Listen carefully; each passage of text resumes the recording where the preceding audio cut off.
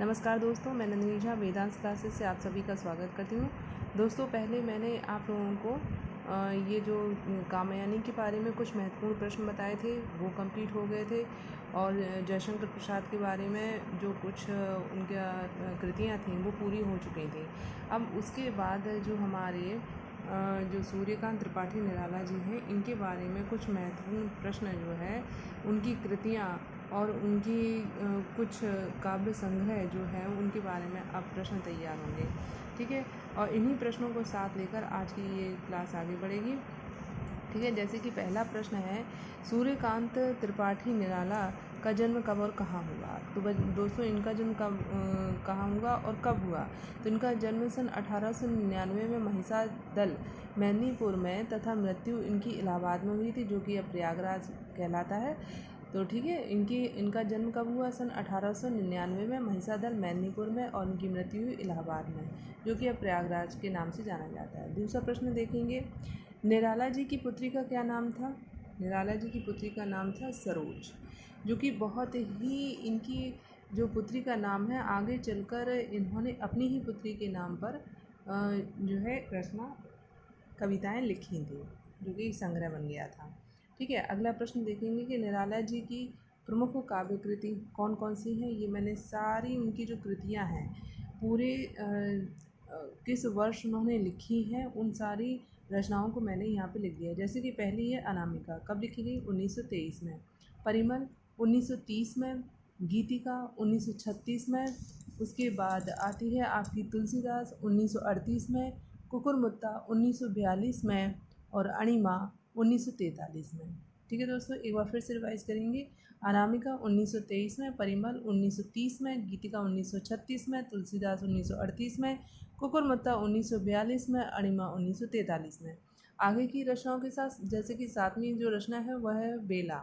बेला कब लिखी गई, 1946 में। नयपत्ती 1946 में। अर्चना 1950 में।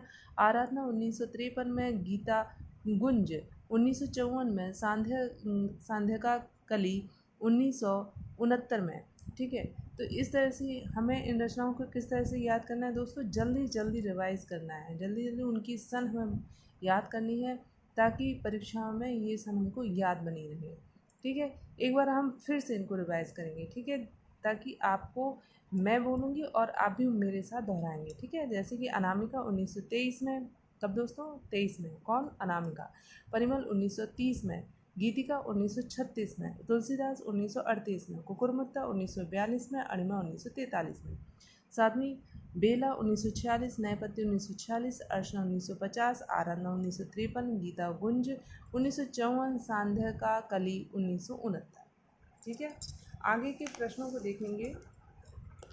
जैसे कि निराला जी का अगला प्रश्न है कि निराला जी की प्रथम कविता कौन सी थी। कौन सी थी तो दोस्तों, जूही की कली, जो कि 1916 में लिखी गई थी।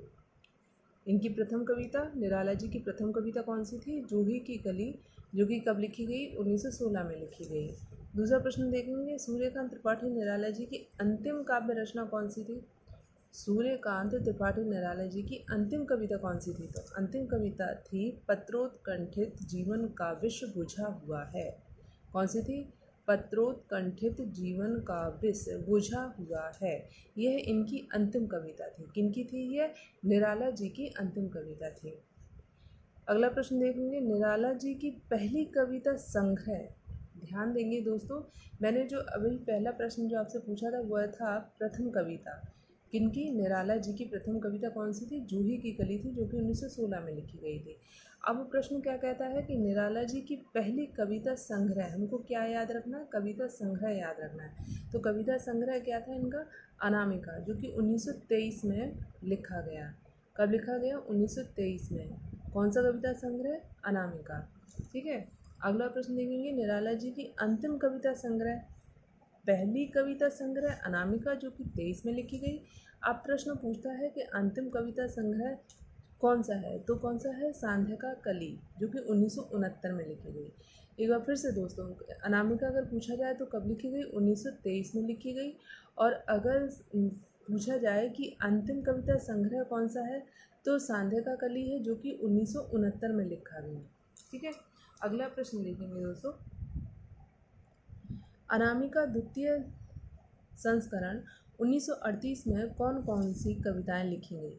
अब देखिए, ये जो अभी मैंने ये प्रश्न पूछा था कि निराला जी की पहली कविता संग्रह कब कौन सा था, तो वो अनामिका ही था और ये कब लिखा गया था, 1923 में लिखा गया था। लेकिन अब प्रश्न क्या कहता है कि अनामिका द्वितीय संस्करण जो कि 1938 में कौन कौन सी कविताएं लिखी गई। इस संग्रह में, अनामिका संग्रह जो कि 1923 में लिखा गया, लेकिन इसका जो संस्करण था 1938 में आया, तो उस द्वितीय संस्करण में कौन कौन सी कविताएं उसमें आई। तो उस अनामिका के द्वितीय संस्करण में देखिए दोस्तों, ये मैंने सारी कविताओं को यहाँ पे लिखा है जो कि इनकी अनामिका संस्करण में आई हैं, और इनका ये पहला संस्करण था, ठीक है, अनामिका, और 1923 वाला, ठीक। जैसे कि इसमें लिखा है सरोज स्मृति 1935, सम्राट एडवर्ड के प्रति, प्रियसी, राम की शक्ति पूजा 1936, रेखा, तोड़ती पत्थर और सच है 1936, ठीक है। अगर इसको हम याद करें इस तरह से कि सरोज ने सम्राट एडवर्ड से पूछा कि प्रियसी कौन, सीता। अब इसको इस तरह से याद कर सकेंगे, क्योंकि अगर हमको नहीं याद हो रहा है तो कुछ दोस्तों मैंने अपने एक जो ट्रिक लगाई है शायद आपको अच्छी लगे और आप इस तरह से याद भी कर सकें। तो ये जो क्या है कि सरोज ने सम्राट एडवर्ड से पूछा कि प्रेयसी कौन, सीता। और सीता किसकी, राम की जो सीता थी उनको ढूंढने के लिए क्या की, उन्होंने शक्ति पूजा की। राम ने क्या की, शक्ति पूजा की, क्योंकि वह उस रेखा को तोड़ करके वो लांग नहीं थे, यही सच है। तो ये जो अगर हम इनकी याद करें तो सीधी सी बात है, राम की शक्ति पूजा 1936 में और सच है ये भी 1936 में, ठीक है। सरोज ने सम्राट एडवर्ड से पूछा कि जो प्रेयसी थी वह कौन, राम की प्रेयसी थी, सीता जी की खोज में उन्होंने क्या किया, शक्ति पूजा की, 1936 में की थी। जो क्यों की थी, क्योंकि सीता जी उस रेखा को तोड़ करके लांग ही थी, यही सच था। और 1936 में सच है 1936 में लिखा गया, और राम की शक्ति पूजा ये भी 1936 में लिखी गई। अगला प्रश्न ये है, निराला की परिमल काव्य संग्रह में कौन कौन सी कविता संकलित हैं। अब देखेंगे दूसरा जो इनका काव्य संग्रह था वो था कौन सा, परिमल था। परिमल में कौन कौन सी कविताएं संग्रहित थी, जैसे कि अधिवास थी, जूही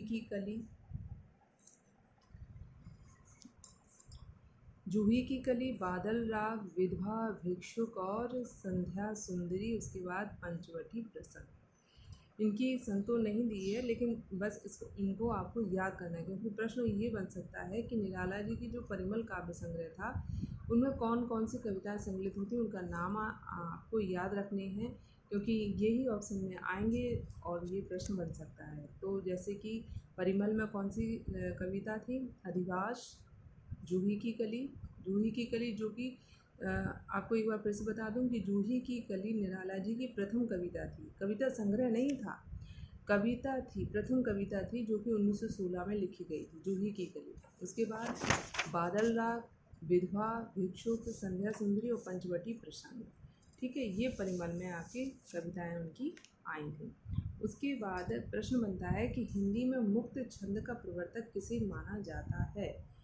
हिंदी में मुक्त छंद का प्रवर्तक किसे माना जाता है, तो किसे माना जाता है, निराला जी को माना जाता है।